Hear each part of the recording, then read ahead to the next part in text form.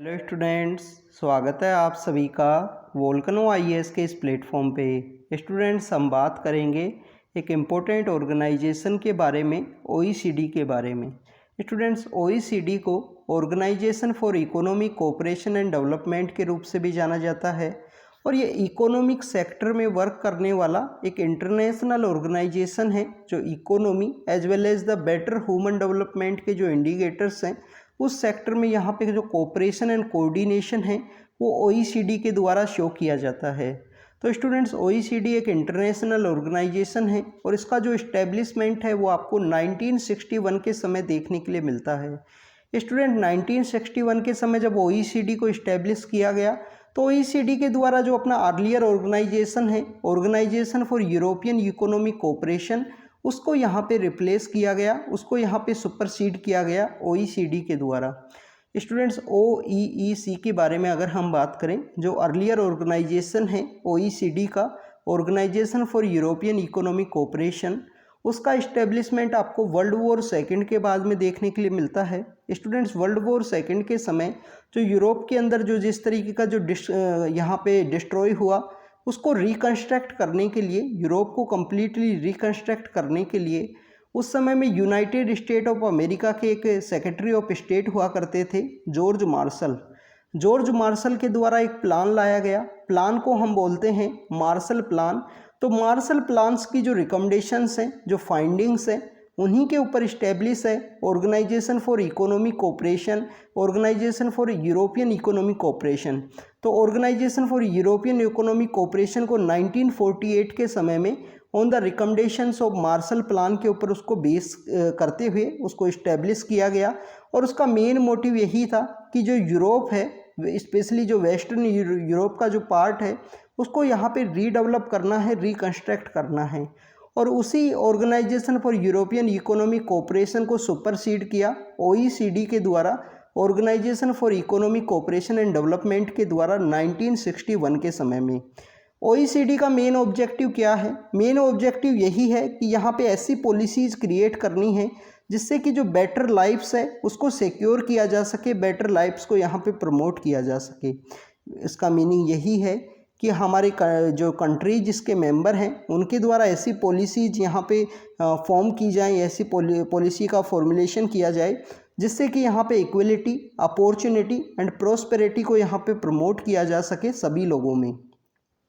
अगर हम ओईसीडी के हेडक्वार्टर की अगर हम बात करें तो ओईसीडी का जो स्टूडेंट जो हेडक्वार्टर है वो फ्रांस की जो कैपिटल है पेरिस, वहाँ पे आपको देखने के लिए मिलता है। आप देखिए कि पेरिस के अंदर आपको यूनेस्को का हेडक्वार्टर भी आपको देखने के लिए मिलेगा। ओईसीडी के द्वारा जो डिफरेंट जो पब्लिकेशंस हैं वो भी यहाँ पे पब्लिश किए जाते हैं। इंटरनेशनल माइग्रेशन आउटलुक है, जो माइग्रेशन से रिलेटेड जो डाटाज हैं उनको ये शो करता है। ओईसीडी का जो बेटर लाइफ इंडेक्स है वो भी ओईसीडी के द्वारा ही निकाला जाता है। इसके अलावा स्टूडेंट्स, ओईसीडी यहाँ पे वर्क करता है, जो इसके मेंबर नेशंस हैं, इसके अलावा इसके जो की पार्टनर्स हैं उनके साथ में ये कोऑर्डिनेशन के रूप में वर्क करता है, जिससे कि जो कॉमन इकोनॉमिक एंड सोशल और इन्वायरमेंटल जो चैलेंजेस हैं उनको यहाँ पे डील किया जा सके। फ्लैगशिप ये जो पब्लिकेशंस हैं जिनके बारे में हमने डिस्कस किया, इंटरनेशनल माइग्रेशन आउटलुक आपको पता होना चाहिए। अगर हम बात करें ओईसीडी के मेंबरशिप के बारे में तो प्रेजेंटली इसके जो मेंबर हैं वो आपको लैटिन अमेरिका, एशिया और पैसिफिक के रीजन से भी देखने के लिए मिलते हैं। तो स्टूडेंट, जो प्रेजेंटली इसके जो मेंबर्स हैं जो आपको लैटिन अमेरिका, एशिया और पैसिफिक के रीजन से भी देखने के लिए मिलते हैं। और अर्लियर जो मार्शल प्लान के ऊपर जो बेस था organisation for European economic cooperation, उसके अंदर जो 18 मेंबर हुआ करते थे उस समय में, वो 18 मेंबर्स मैक्सिममली जो वेस्टर्न यूरोप का जो पार्ट है उसी से वो हुआ करते थे, क्योंकि उनका मेन मोटिव यही था मार्शल प्लान के ऊपर जो बेस था कि वहाँ पे यूरोप को रिकंस्ट्रक्ट करना है, उसको रीडेवलप करना है फिर से। स्टूडेंट्स, अगर हम बात करें इंडिया की तो प्रेजेंटली इंडिया इसका मेंबर नहीं है, बट इंडिया एक इम्पोर्टेंट की पार्टनर है। काफ़ी सारे ऐसे जो सब्जेक्ट्स हैं उनके अंदर इंडिया एज ए की पार्टनर के रूप में जो रोल है वो प्ले करता है ओईसीडी के साथ में। स्टूडेंट्स, ओईसीडी के अगर हम मेंबर कंट्रीज़ के बारे में बात करें तो आपको मैक्सिममली जो डेवलप्ड कंट्रीज़ हैं वो इसके मेंबर देखने के लिए मिलते हैं।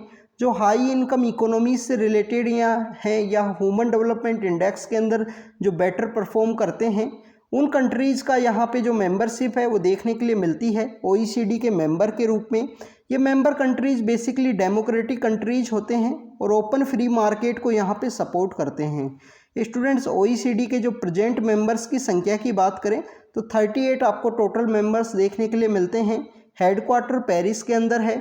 OECD परमानेंट ऑब्जर्वर भी है यूनाइटेड नेशन के प्लेटफॉर्म के ऊपर में, और OECD के द्वारा यहाँ पे एक ब्लैक लिस्ट है उसको भी मेंटेन किया जाता है। ऐसे कोई टैक्स हेवन कंट्री जो यहाँ पे अनकोऑपरेटिव हैं तो उनको इस ब्लैक लिस्ट के अंदर रखा जाता है। स्टूडेंट्स, ये OECD से रिलेटेड इंपॉर्टेंट इन्फॉर्मेशन थी। एज ए OECD ऑर्गेनाइजेशन के बारे में हमने डिस्कस किया। 1961 के समय इस्टेब्लिश हुआ। Organisation for European economic cooperation को यहाँ पे रिप्लेस किया, उसको सुपरसीड किया गया। हेडक्वार्टर पेरिस के अंदर है।